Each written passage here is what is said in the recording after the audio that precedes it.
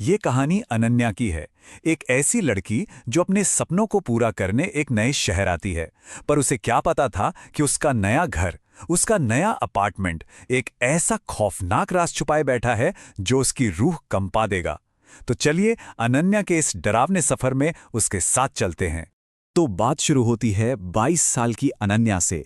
राजस्थान से नौकरी के लिए वो जयपुर शिफ्ट हुई थी और जाहिर है एक नए शहर में सबसे पहली जरूरत क्या होती है, एक घर।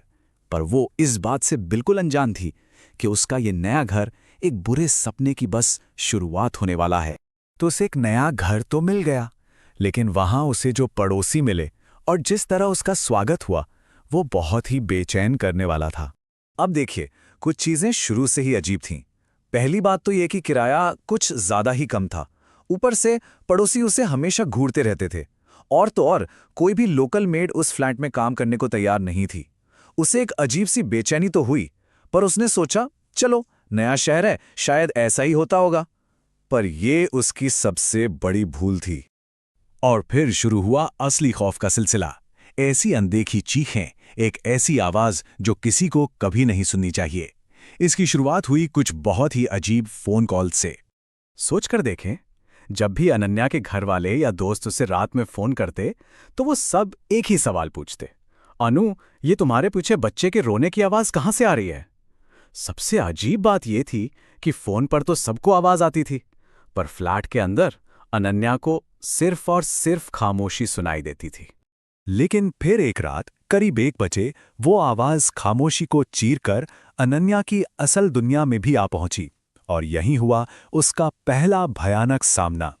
हुआ ये कि एक बच्चे के जोर जोर से रोने की आवाज से अनन्या की नींद टूट गई। वो घबरा कर उठी और जैसे ही उसकी आंखें खुलीं, रोना अचानक बंद हो गया। और फिर उसे कमरे में किसी की दबी हुई, मजाक उड़ाती हुई हंसी सुनाई दी। उसने डरते डरते नजर घुमाई तो देखा कि उसके बेडरूम के दरवाजे के पीछे एक छोटा सा बच्चा छिपा है। इससे पहले कि वो कुछ कर पाती, वो गायब हो गया। उसने पूरा घर छान मारा, पर कोई नहीं मिला। जब वो वापस अपने कमरे में आई तो उसकी नजर शीशे पर पड़ी। शीशे पर खून से सने हुए छोटे छोटे हाथों के निशान थे। अब अनन्या का डर यकीन में बदल चुका था। अगली सुबह उसने सीधे पड़ोसियों से जाकर बात की और उन्होंने जो बताया वो किसी भी भूत की कहानी से कहीं ज्यादा खौफनाक था। पड़ोसियों ने उसे बताया कच्चा करवा की कहानी के बारे में, एक ऐसी शैतानी विरासत जो उस फ्लैट से जुड़ी हुई थी। उन्होंने बताया कि अनन्या से पहले उस फ्लैट में एक बूढ़ी औरत रहती थी जो काला जादू करने के लिए पूरे इलाके में बदनाम थी। उसके आने के बाद से ही सोसाइटी में अजीब अजीब घटनाएं होने लगीं। कभी कोई बीमार पड़ जाता तो कभी किसी का एक्सीडेंट हो जाता। फिर एक दिन कुछ लोगों ने उसे पास के कब्रिस्तान से एक लाश खोदकर निकालते हुए भी देखा। कई कई दिनों तक उसके फ्लैट से जोर जोर से मंत्र पढ़ने की आवाजें आती थीं। और फिर सोसाइटी के सेक्रेटरी का मर्डर हो गया। उसकी लाश पर किसी बच्चे के नाखूनों से खरोचने के निशान थे। जब उस औरत को सोसाइटी से निकाला गया तो वो पागलों की तरह हंस रही थी। बाद में जब फ्लैट की तलाशी ली गई तो वहां एक छोटे बच्चे का कंकाल मिला। पड़ोसियों को यकीन था कि उस औरत ने किसी दुष्ट आत्मा को बनाया था। पर सवाल यह है कि ये आत्मा आखिर है क्या? इसे कहते हैं कच्चा कलवा। ये 1 साल से कम उम्र के बच्चे की आत्मा होती है। काला जादू करने वाले तांत्रिक ऐसे बच्चों के दफनाए हुए शवों को कब्र से बाहर निकालते हैं और फिर कुछ खौफनाक रस्मों के जरिए उस मासूम की आत्मा को अपना गुलाम बना लेते हैं। उसे एक ऐसी शक्तिशाली और खतरनाक चीज में बदल देते हैं जो उनके हर शैतानी हुक्म को मानती है। और ये सब सुनकर अनन्या को समझ आ गया कि वो किसी भूतिया फ्लैट में नहीं, बल्कि एक बुलाए गए शैतान के अड्डे में रह रही थी। और जैसे ही अनन्या को इस सच का पता चला, उस शैतानी ताकत ने अपना आखिरी और सबसे भयानक दांव खेला। ये उसकी उस घर में आखिरी रात थी। अचानक पूरे फ्लैट की बत्तियां चली गईं, घुप अंधेरा। और तभी उसे महसूस हुआ कि किसी अनदेखी ताकत ने उसका गला दबोच लिया है। उसका दम घुट रहा था। उसने हिम्मत करके खिड़की के शीशे में अपनी परछाई देखी और उसके होश उड़ गए। उसकी गर्दन पर किसी बच्चे की छोटी छोटी उंगलियों के निशान अपने आप बनते जा रहे थे। तभी उसके बेडरूम से एक दिल दहला देने वाली चीख सुनाई दी। अनन्या ने किसी तरह हिम्मत जुटाई और उस आवाज का सामना करने के लिए अपने कमरे की तरफ बढ़ी।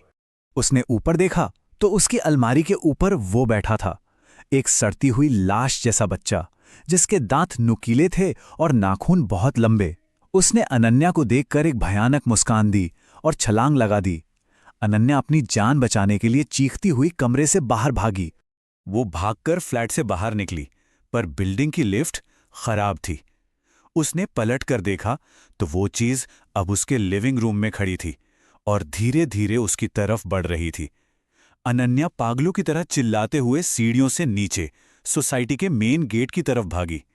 उसे देखकर सिक्योरिटी गार्ड घबरा गया और मदद के लिए उसके फ्लैट की तरफ दौड़ा, पर शायद उसे अंदाजा नहीं था कि उसका सामना किससे होने वाला है। बस एक पल, गार्ड की एक चीख आई और फिर सन्नाटा छा गया। और फिर एक जोरदार धम की आवाज। गार्ड की लाश ऊपर की मंजिल से नीचे जमीन पर आ गिरी थी। उसकी गर्दन पर भी ठीक वैसे ही निशान थे। अनन्या ने कांपते हुए ऊपर देखा। उसकी बालकनी पर वो खड़ा था और इस बार उसकी आंखों से आंसू नहीं, खून बह रहा था। अगले दिन एक पुजारी को बुलाया गया और उन्होंने भी इस बात की पुष्टि की कि उस फ्लैट में एक बहुत ही शक्तिशाली कच्चा कलवा कैद है। अनन्या ने उसी दिन वो शहर, वो फ्लैट, सब कुछ छोड़ दिया और फिर कभी पलटकर नहीं देखा। उस फ्लैट को हमेशा के लिए सील कर दिया गया। अनन्या की जान तो बच गई, पर वो शायद फिर कभी वैसी नहीं हो पाई जैसी पहले थी।